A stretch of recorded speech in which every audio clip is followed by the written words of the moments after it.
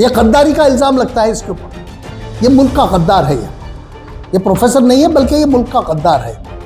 ये PS university जो है ना, एक डीम टू बी यूनिवर्सिटी है कि तुम्हारे जैसे मुसलमानों की वजह ही ईरान और अमेरिका में जंग हो रही है। तुम लोग उसके जिम्मेदार हैं। जिस तरह से वो पेश आना है, हमारे बच्चों के साथ भी इसी तरह से पेश आना उसका काम है। मान को ये कहे कि तुम्हारे जैसों की वजह जंग हो रही है, तो इसका क्या मतलब है? हो सकता है सीआईए से हो। ट्रम्प का नाम लेना, सीआईए एजेंट है, सीआईए के लिए काम करने वाला ही ले सकता है। पीएस वालों को अच्छी तरह से जानता हूँ, अच्छे लोग हैं ये लोग। उसमें जो है ना, पहले भी वो लोग बीजेपी के हैं। मैंने कहा कि उसे बर्खास्त करिए, ऐसे आदमियों को नौकरी पे रखना नहीं चाहिए। उनके ऊपर जुल्म हो रहा है तो तब भी आप खामोश रहेंगे? इतना पीसफुल इलाका था, कर्नाटक बहुत ही पीसफुल था, उसके बावजूद भी ऐसी चीजें क्यों आ रही हैं वहां से? एक और उन्होंने डोनाल्ड ट्रंप, वो अपना देखे, हमें उससे कोई मतलब नहीं है। लेकिन हमारे मुसलमान लीडरों को चाहिए कि वह सब मुत्तहद हो इस मामले में। जब भी मुसलमानों का कोई मामला आता है, इस तरह से मुसलमानों को सताया जाता है, इस तरह मुसलमानों को निशाना बनाया जाता है, तो तब हमारे सारे जितने भी पार्टीज के लीडर्स हैं, मैं सिर्फ कांग्रेसियों के लिए नहीं कह रहा हूँ, मैं खाली जनता दल के लिए नहीं कह रहा हूँ, दूसरी पार्टियों के भी जितने भी लोग हैं और जितने भी मुसलमान लीडर्स हैं कर्नाटक में, उनको एक हो जाना चाहिए। अस्सलाम वालेकुम व रहमतुल्लाहि व बरकातुहू।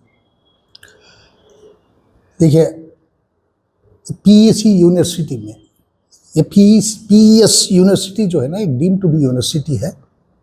ये सिर्फ कर्नाटक में ही नहीं, इसकी एक शाख आंध्रा में भी है, जहाँ वो मेडिकल कॉलेज है उनकी। यहाँ इंजीनियरिंग कॉलेज और दूसरे कई कॉलेजेस उस यूनिवर्सिटी के साथ मुंसलिक हैं।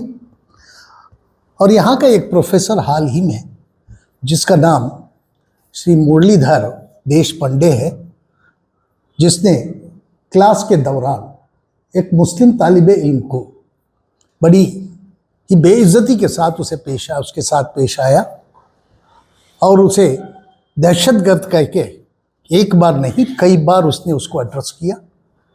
और यहाँ तक उसने ये कहा कि तुम्हारे जैसे मुसलमानों की वजह ही ईरान और अमेरिका में जंग हो रही है, तुम लोग उसके जिम्मेदार हैं।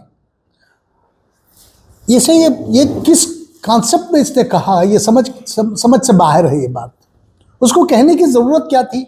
उसको क्लास लेना है, उसके सब्जेक्ट की क्लास उसे लेना है और दूसरे स्टूडेंट्स के साथ जिस तरह से वो पेश आना है, हमारे बच्चों के साथ भी इसी तरह से पेश आना उसका काम है। उसके बावजूद अगर वो ईरान और इसके अमेरिका की जंग के बारे में बात करने की क्या ज़रूरत है? और मुसलमान को ये कहे कि तुम्हारे जैसों की वजह जंग हो रही है, तो इसका क्या मतलब है? देखिए, यहाँ सबसे बड़ी बात एक नोट करने की यह है, उसने यहाँ तक कहा कि ट्रम्प आएगा और आप लोगों को ले जाएगा। ये वर्ड उसने यूज किया, ट्रम्प आएगा और आप लोगों को लेके जाएगा। इसका क्या मतलब है? क्या ये प्रोफेसर किसी गैर मुल्की एजेंसी के लिए काम कर रहा है? क्या सीआईए के लिए काम कर रहा है? किसके लिए काम कर रहा है ये? और इसका कहने का मतलब क्या है? ये गद्दारी का इल्जाम लगता है इसके ऊपर। ये मुल्क का गद्दार है। ये प्रोफेसर नहीं है बल्कि ये मुल्क का गद्दार है। उसे कहने का मतलब यही है कि ट्रम्प आएगा और आप लोगों को लेके जाएगा का मतलब यही है, ये किसी ना किसी फॉरेन एजेंसी के लिए काम कर रहा है। इसकी ये जो है ना, पूरी तरह से इसकी जांच होनी चाहिए। अगर जांच नहीं हुई, अगर ये बच गया, इसे खामोश हो गई कर्नाटक की हुकूमत, तो कल इससे और बड़ा हमारे लिए ये हो सकता है, हमारे लिए प्रॉब्लम क्रिएट हो सकता है इस प्रोफेसर की वजह। लेकिन जब इसने ये कह दिया कि ट्रम्प आएगा और आपको ले जाएगा, का ये मतलब क्या है? इसका मतलब ये है किसी ना किसी फॉरेन एजेंसी का इसके साथ इसका ताल्लुक है। हो सकता है सीआईए से हो। ट्रम्प का नाम लेना, सीआईए एजेंट है, सीआईए के लिए काम करने वाला ही ले सकता है। और सबसे बड़ी बात, हम लोग मुसलमान कब तक ऐसी चीजें बर्दाश्त करते रहे? हम लोग, हमारी गलती क्या है? हमने क्या कहा है, क्या किया है किसके साथ? सारे स्टूडेंट्स के साथ हम लोग भी बैठे हुए थे। तो मुझे खासकर मुसलमान को आप पॉइंट आउट करने का मतलब क्या है? क्यों पॉइंट आउट किया जा रहा है मुसलमानों को? देखिए, मैं पीएस वालों को अच्छी तरह से जानता हूं, अच्छे लोग हैं ये लोग। उसमें जो है ना, पहले भी वो लोग बीजेपी के हैं, बीजेपी के उसमें जो है ना एजुकेशन एडवाइज़र भी रहे वो बीजेपी की सरकार में, पिछली सरकार में जो चेयरमैन हैं वहाँ के वो रहे, और उनके लड़के जो है ना वाइस चांसलर हैं वहाँ, उनको भी मैं जानता हूँ।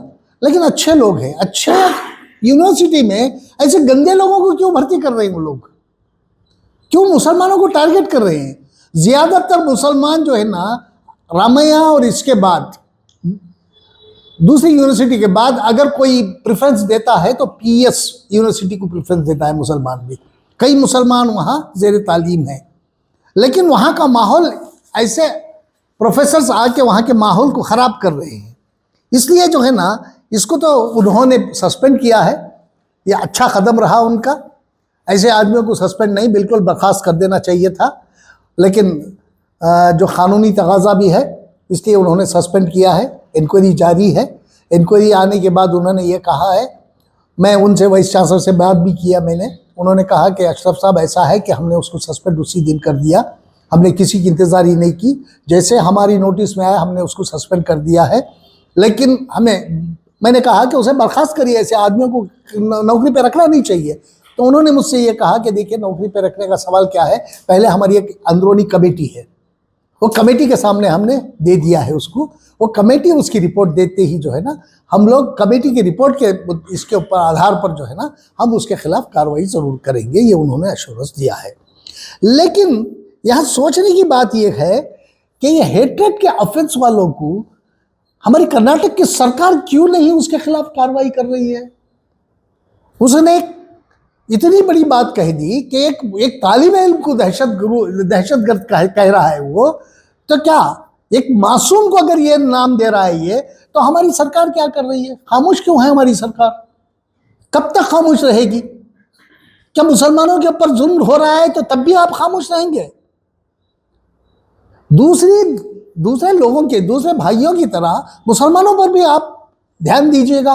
मुसलमानों के भी ताल्लुकात में जहाँ कहीं भी मुसलमानों को सताया जाता है, जहाँ कहीं भी मुसलमानों के खिलाफ बोला जाता है, वहाँ सबसे पहले सरकार को आगे आना चाहिए, क्योंकि पहले ही कर्नाटक की सरकार बदनाम हो गई है। 2-3 इशू, हलाल का इशू कर्नाटक में आ गया, उसके बाद जो है ना इसका जो है ना तुम्हारा क्या हिजाब का इशू हमारे कर्नाटक से शुरू हो गया। तो इसलिए जो है ना पहले से ही कई दूसरे स्टेटों के लोग हमें कहीं मिलते हैं तो हमारे से पूछा जाता है, भाई तुम्हारा इतना पीसफुल इलाका था, कर्नाटक बहुत ही पीसफुल था, उसके बावजूद भी ऐसी चीज़ें क्यों आ रही हैं वहाँ से, और क्यों हमें भी मजबूर किया जा रहा है इसे, इसके हमारी तरफ क्यों ये भी आ रहे हैं? आप जैसे वहाँ आपके यहाँ शुरू हो रहा है, हमारे यहाँ भी वैसा शुरू होने जा रहा है, इसलिए आप क्यों नहीं इसको ख़त्म करते? तो मेरी गुजारिश कर्नाटक गवर्नमेंट से ये है कि इस प्रोफेसर का ताल्लुक, मुझे लगता है उसका कहने का, उसके अल्फाज सुनने के बाद मैं इस बात की मुझे गारंटी हो गई है कि किसी ना किसी फॉरेन एजेंसी के लिए काम करने वाला प्रोफेसर है। इसे फौरी तौर पर गिरफ्तार करना चाहिए, सो मोटो केस बुक करना चाहिए इसके खिलाफ सरकार की तरफ से, और फौरी तौर पर इसे गिरफ्तार करके पूरी इंक्वायरी कराना चाहिए। मैं ये नहीं कह रहा हूं कि उसे पकड़ के जेल में डाल दो, नहीं, इंक्वायरी होना चाहिए कि इसका ताल्लुक किन लोगों से है, कौन सी सरकारों के साथ इसका ताल्लुक है। जब डोनाल्ड ट्रंप का नाम ले रहा है ये, डोनाल्ड ट्रंप को हमारे अंदरूनी मामलात में क्या मतलब है? क्यों दाखिल अंदाजी करेगा डोनाल्ड ट्रंप? होगा वो अमेरिका का प्रेसिडेंट, हमें उससे क्या लेना है? हमारे दाखिली मामले में दखल अंदाजी करने वाला कौन हो सकता है? वो है कौन? उन्हें डोनाल्ड ट्रंप, वो अपना देखे, हमें उससे कोई मतलब नहीं है। और तुम जंग की बात क्यों कर रहे हो भाई? इसमें क्लासरूम में जंग की बात करने से क्या फायदा? किस लिए कह रहे हो? और ये कह रहे हो कि तुम्हारी वजह हो रहा है, तुम बदनाम क्यों कर रहे हो मुसलमानों को? तुम जब ये बदनाम करने की कोशिश कर रहा है तो इसके खिलाफ तो कार्रवाई होना ही चाहिए। और इसने एक बार नहीं कहा, दहशत गर्द कभी एक बार नहीं कहा उन्हें, कई बार, 1 मिनट में कम से कम 12 से 13 मरतबा कहा है इसने दहशत गर्द बोल के। क्या तुम मुसलमानों को कुछ भी कह दो हम खामोश बैठ जाएंगे? हम खामोश तो नहीं बैठेंगे भाई, हम तो ये करेंगे। लेकिन हमारे मुसलमान लीडरों को चाहिए कि वह सब मुत्तहद हो इस मामले में। जब भी मुसलमानों का कोई मामला आता है, इस तरह से मुसलमानों को सताया जाता है, इस तरह मुसलमानों को निशाना बनाया जाता है, तो तब हमारे सारे जितने भी पार्टीज के लीडर्स हैं, मैं सिर्फ कांग्रेसियों के लिए नहीं कह रहा हूं, मैं खाली जनता दल के लिए नहीं कह रहा हूं, दूसरी पार्टियों के भी जितने भी लोग हैं और जितने भी मुसलमान लीडर्स हैं कर्नाटक में, उनको एक हो जाना चाहिए, एक होके फाइट करना चाहिए ऐसी चीजों को। एक दो लोगों के कहने से कुछ नहीं होता इसमें। अगर सब एकजुट होके एक आवाज में कहें तभी जो है ना कोई असर पड़ता है सरकार के ऊपर। देखिए, मुसलमानों को हर तरह से सताने की कोशिश की जा रही है, यहाँ सिर्फ कर्नाटक में ही नहीं पूरे हिंदुस्तान में हो रहा है वो। लेकिन है जब हमारे यहाँ हो रहा है तो हमें देखना चाहिए। अब देखिए, मुसलमानों को हर जगह जो है ना दूर किया जा रहा है, हर जगह मुसलमानों को जो है ना सिर्फ वादे किए जाते हैं मुसलमानों के साथ, उनका वादा कोई भी पूरा नहीं होता। सिर्फ वादों पे जो है ना हमारे मुसलमान बैठे हुए हैं। अब जब ये प्रोफेसर क्या ये समझता है कि ये फिर दोबारा जो है ना दोबारा किसी गैर मुल्कियों को सौंपने की बात कर रहा है हिंदुस्तान को? इसका मतलब यही है। अभी तो आजाद हुए हैं 1947 में हम लोग, और ये इसका कहने का मतलब ये है डोनाल्ड ट्रंप आएगा तो क्यों आएगा भाई? तुम क्या बुला के ला रहे हो क्या उसको? फिर दोबारा जो है ना मुसलमानों को उसी इसमें ले जाने की कोशिश कर रहे हो, फिर हमारे हिंदुस्तान को दूसरों के लिए सौंप रहे हो, फॉरेन ताकतों के लिए। तुम जब तक इसके ताल्लुक से पूरी तरह से जांच नहीं होगी तो इसका क्या किसके साथ ताल्लुक है ये पता नहीं चलेगा। तो मैं आज से 1 हफ्ते का वक्त में हमारी सरकार के लिए रिक्वेस्ट करता हूं, आज से 1 हफ्ते के अंदर अंदर सोमोटो केस बुक करके इसके खिलाफ कर्नाटक गवर्नमेंट से मैं अपील करता हूं कि सोमोटो, सिद्धरामैया जी आप हर बार मुसलमानों की बात करते हैं तो अब मुसलमानों को बदनाम करने की बहुत बड़ी साजिश हो रही है। इसलिए मैं आपसे दरख्वास्त करता हूं फौरी तौर पर 1 हफ्ते के अंदर अंदर आप सोमोटो केस बुक कराइए, क्योंकि आज तक जो है ना होम मिनिस्ट्री भी खामोश है, डिप्टी सीएम भी खामोश हैं, सीएम भी खामोश हैं, कोई जवाब नहीं दिया आज तक इस पे। उनको जवाब देना चाहिए और 1 हफ्ते के अंदर अंदर जो है ना सोमोटो केस बुक करके उस प्रोफेसर को अरेस्ट करना चाहिए। अरेस्ट करके इसकी पूरी तरह से जो है ना जांच होनी चाहिए, और जांच में अगर ये कोई गलत निकला, ये इंसान गलत निकला, तो कानून के मुताबिक इसे सजा देनी चाहिए। ये मेरी अपील है कर्नाटक सरकार से। अगर अरेस्ट नहीं करेंगे, अगर ये लोग अरेस्ट नहीं करेंगे, 1 हफ्ते के बाद जो है ना मैं खुद एक FIR इसके खिलाफ कराऊंगा। वो भी कौन सा गद्दारी का चार्ज लगा के, इसके मुल्क के साथ गद्दारी करने का चार्ज लगा के मैं खुद अगले 7-8 तारीख को जो है ना, जब तक मैं इंतजार करूंगा, मैं भी जब तक मैं बाहर हूँ, 6 तारीख को मैं इंशाल्लाह वापस आ रहा हूँ, 7-8 को जो है ना मैं देखूंगा एक बार, जब तक अगर कार्रवाई हुई है तो ठीक है, वरना मैं खुद इसी इलाके में शिवाजी नगर के पुलिस स्टेशन में, ये भी कह रहा हूँ मैं, शिवाजी नगर के पुलिस स्टेशन में मैं खुद जाके इसके खिलाफ जो है ना मैं कार्रवाई करूंगा, लीगल एक्शन लूंगा इसके खिलाफ, और इसके खिलाफ जो है ना गद्दारी का मुकदमा दर्ज करूंगा। क्योंकि उसका कहना है कि ट्रंप आएगा का मतलब यही है ना, गैर मुल्की हमारे मुल्क में आके कब्जा करने की कोशिश करेगा बोल के। तो मैं खुद ये काम इंशाअल्लाह करूंगा।